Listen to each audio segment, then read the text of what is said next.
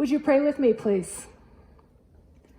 May the words of my mouth and the meditation of all of our hearts be pleasing and acceptable to you this day, O God, for you are truly our rock and our Redeemer. Amen.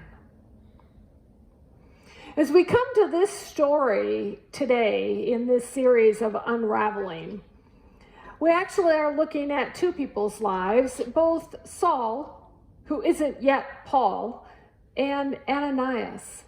We look at a journey for both of these men called to be healed and be faithful. And in a way, this story is more about Ananias than Paul. You see, Paul becomes famous.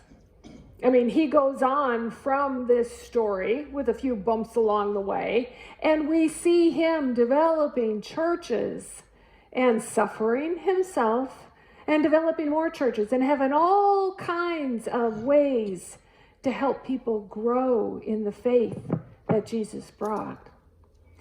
But Ananias, he was one who was called into play to be the healing tool, the healing mechanism for Saul, so that Saul could actually go forward and do the work that God had called him to do. But Ananias, oh my, can you imagine the faith that he had to have? Can you imagine the fear he probably had? Because if you listen to the story, he's being asked to go and meet with the guy who's behaving really badly toward the Jews. And Ananias lifts up his fear, and God says, no, Ananias, I need you to go do this thing because I need this guy, Saul, to move on and bring something new into the world. And so Ananias, in the midst of all of that, does what God asks him to do. So we pick up the story then back with Saul. Now, we were reading from chapter 9. If we go back a chapter, we see that Saul has been at the stoning of Stephen. He thinks that that was just fine. Stephen was part of the way, Jesus' followers, and although other people did the stoning, and it says that Saul is a young man, he applauded it, if you will. And then we pick this up. He's traveling, and he's with a few others, and on their travels, suddenly a light from heaven encircles him. And he falls to the ground.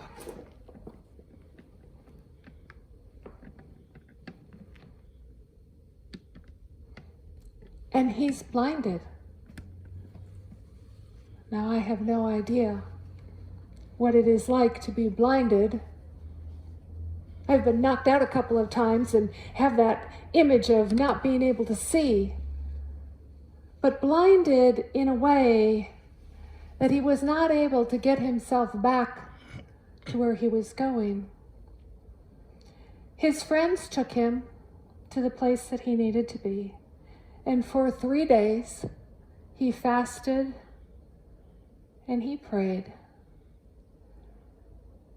and prayed and prayed, I would imagine, trying to perhaps take a look at his life.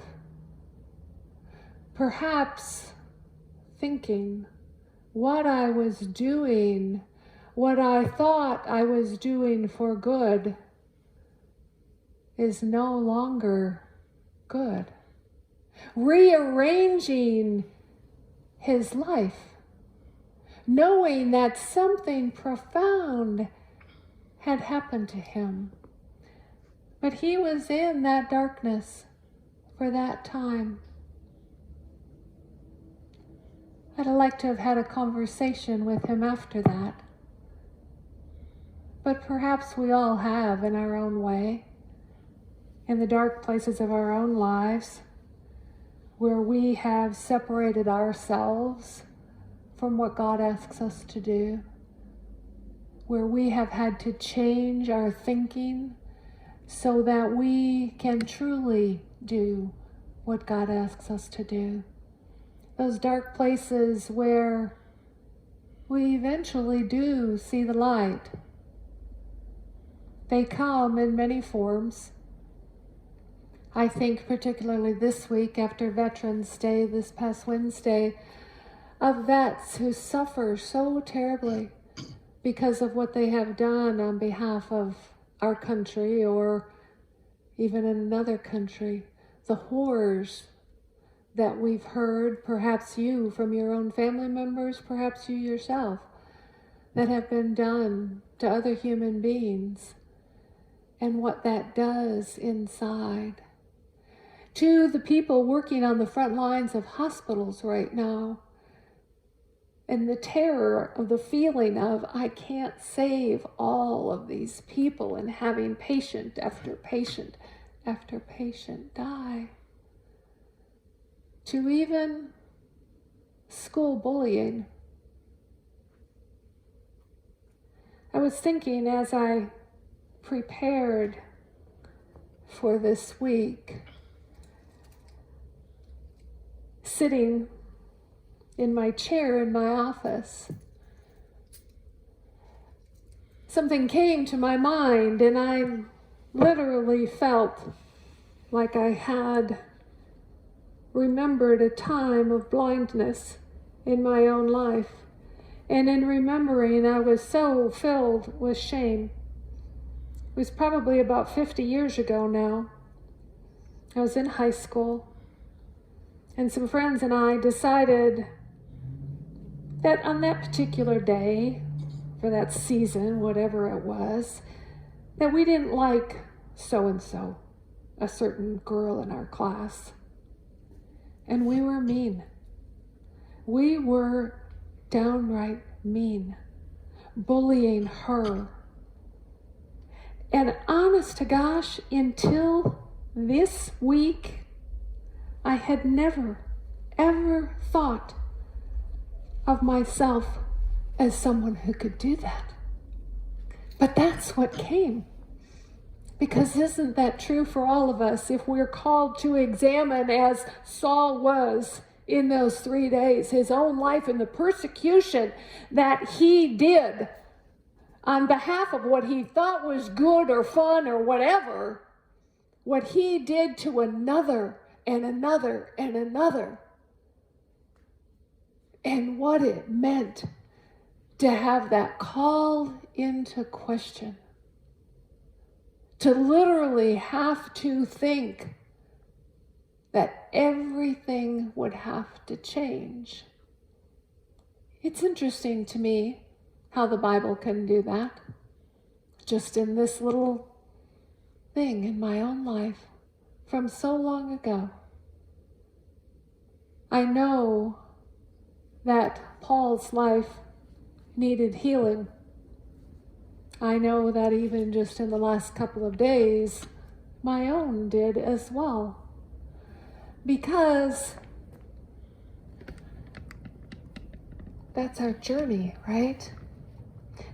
That redemptive process where we're brought into wholeness because of who Jesus is, because of the hope that is offered, no matter the trauma that has been experienced. And I think it's important to realize trauma happens in all kinds of ways, as I said, but it happens both to persecutors and victims.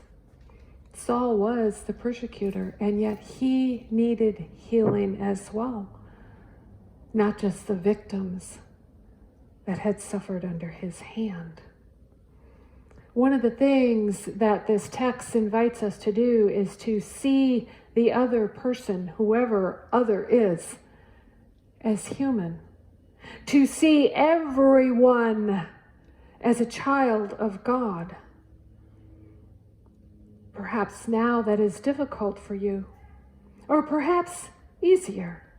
See, healing is necessary and needed for all of us. And perhaps since the election, you feel like your world is falling apart. Or perhaps since the election, you feel like your world will have a chance to heal. The important question for us is, how do we as Christians live in community with both and all of that? How do we truly see what God sees in each of us? Can we get to the place in our own lives, as I believe Paul did, what I've been doing and thinking might be wrong?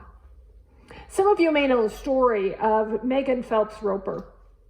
She was a part of the Woodboro Baptist Church as a child. And you can watch her TED Talk on YouTube. It's called I Grew Up in the Woodboro Baptist Church, and Here's Why I Left It. Her story is remarkable. She tells it beautifully. But she talks about being a child of 5, out protesting with her family church, and it was many people who were related to her, protesting gays and lesbians, protesting catastrophes that happened, protesting at the Newtown massacre, protesting and saying things like, we need more dead soldiers, we need more dead children. I remember parts of their journey when it was on television, on the news, and I remember not being able to watch it because literally my stomach would become sick because I did not understand how anybody could do such a thing. A church could be so vile. And yet it's the world that Megan Phelps Roper grew up in. And over time, and thanks to modern technology, she went onto Twitter with this evil, if you will, vitriolic stuff, pouring it out. You should hate all these people. You should, be nasty to all of these people. And people on the other side would come back to her and offer her grace and peace and love anyway. And she was kind of taken aback by that. And she tells it, of course, much more beautifully than I do, but she didn't quite understand what was happening. And so she began, through that communication vehicle of Twitter, to open up to being in communication with people who thought differently than her family, who had had their mind somewhere along the line changed. She began over time thinking, what I've been thinking, I might have been wrong. Saul, Megan, me, you. We all have this opportunity for healing. Others helped Megan heal, and now she has a beautiful and powerful voice, not speaking in the ways that she was brought up, and having to leave her family behind, but finding a new one instead. Those are the opportunities that both Ananias and Saul had. And it takes us a while to get there. Even for Saul, if we go beyond this passage and read, he had a troubling time fitting in with the disciples. They didn't want to trust him. Would you? They didn't want him a part of their crowd. And it took until Barnabas came alongside of him and said to the disciples, hey, I know what happened to this man.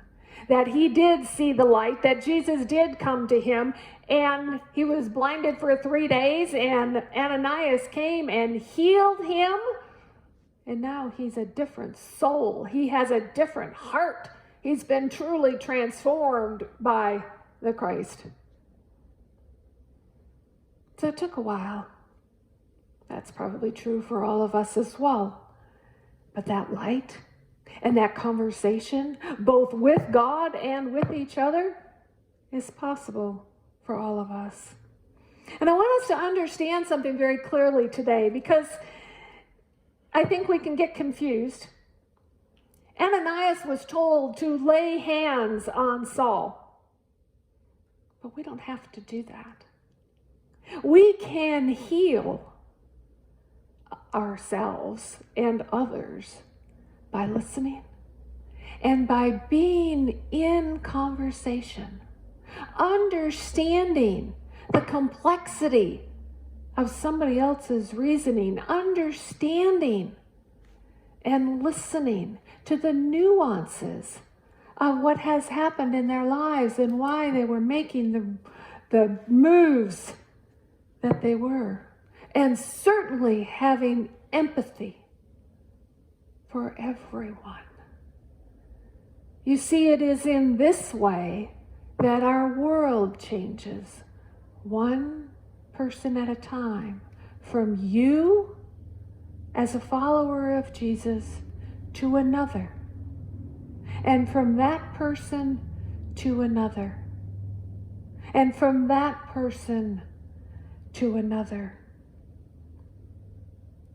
It is a way forward, this way of Jesus. And it is important for us to see it today, because the spiraling that we're in is killing us.